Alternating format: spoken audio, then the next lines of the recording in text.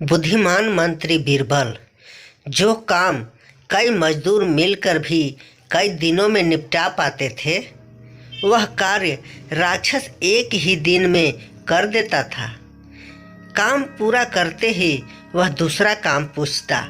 शुरू में राजा राक्षस को काम बताकर खुश होता, लेकिन जैसे जैसे राजा के सारे काम निपटते चले गए, राजा के चेहरे पर भय और चिंता की लकीरें उभरने लगी। नमस्कार दोस्तों, हमारे इस YouTube चैनल में आपका स्वागत है। बहुत समय पहले की बात है। किसी घने जंगल में एक राक्षस रहता था। एक बार दो मनुष्य जंगल में रास्ता भटक गए। वे उस क्षेत्र में चले गए जहां राक्षस का गुफा था। राक्षस ने मनुष्य को पहली बार देखा था। अभी तक उसने 4 पैरों वाले जानवर ही देखे थे। राक्षस ने उनमें से एक व्यक्ति को पकड़कर हवा में उछाला तो वह व्यक्ति दर्द से चीख उठा। एक अजीब सी आवाज़ सुनकर राक्षस बहुत खुश हुआ तथा उस व्यक्ति को मारकर खा गया।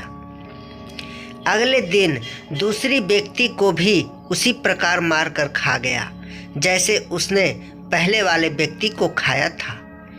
उससे व्यक्ति के मांस और खून में उसे अजीब सा स्वाद महसूस हुआ।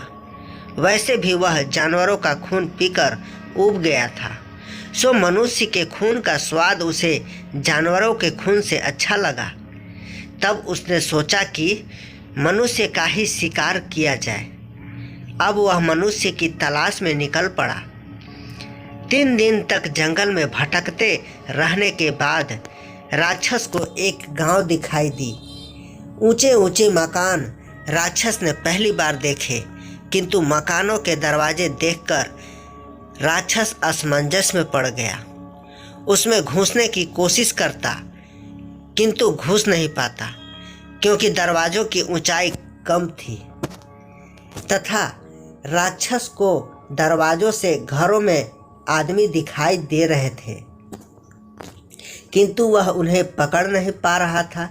अंत में उसे गांव में एक मनुष्य आता हुआ दिखाई दिया। राक्षस को भूख बड़ी जोर की लगी थी, सो उसने मनुष्य को पकड़ा, हवा में उछाला और देखते ही देखते उसे चबा गया। गांव के कुछ लोग यह दृश्य देख रहे थे। वे घबरा गए। गांव में राक्षस के रूप में उन्हें अपनी आंखों के सामने मौत तैरती नजर आ रही थी। गांव के लोग मौका पाकर राक्षस की शिकायत राजा अकबर से करने पहुंचे तो राजा अकबर ने अपनी सेना के द्वारा राक्षस को उस समय बंदी बनवा लिया जब वह सो रहा था। लोहे की मजबूत बेड़ियों में जकड़कर उसे कई दिनों तक भूखा प्यासा रखा गया। थक हार कर राक्षस ने राजा अकबर की आदेश स्वीकार कर ली तथा राजा के सामने यह शर्त रखी कि जब तक राजा हमें काम बताता रहेगा तब तक वह किसी को नहीं मारेगा, और जब राजा उसे कोई कार्य नहीं बताएगा तो वह राजा को ही मारकर खा जाएगा। राजा खुश था। जो काम वाकई मजदूर मिलकर भी कई दिनों में निपटा पाते थे, वह कार्य राक्षस एक ही दिन में कर देता था। काम पूरा करते ही वह दूसरा काम पूछता। शुरू में राजा राक्षस को काम बताकर खुश होता, लेकिन जैसे जैसे राजा के सारे काम निपटते चले गए, राजा के चेहरे पर भय और चिंता की लकीरें उभरने लगी। वह सोचने लगा कि जिस दिन भी राक्षस को कार्य नहीं बताया, उसी दिन जिंदगी का आखिरी समय आ जाएगा।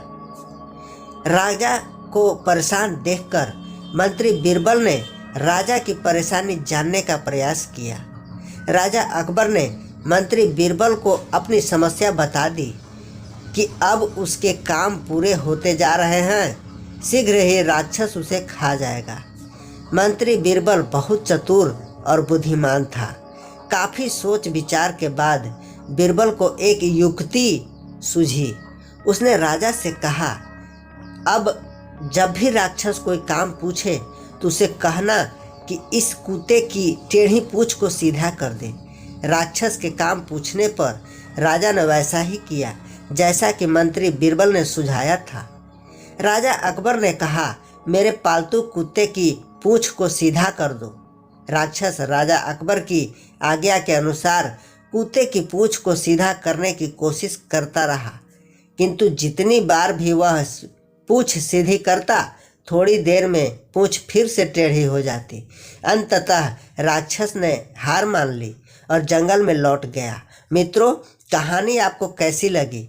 यदि कहानी अच्छी लगी हो तो चैनल को लाइक सब्सक्राइब अवश्य कीजिएगा और अपने दोस्तों परिवारों के साथ शेयर करना न भूलें, ताकि वे भी इस कहानी का आनंद ले सकें। अपना कीमती समय हमें देने के लिए आप सभी का बहुत बहुत धन्यवाद।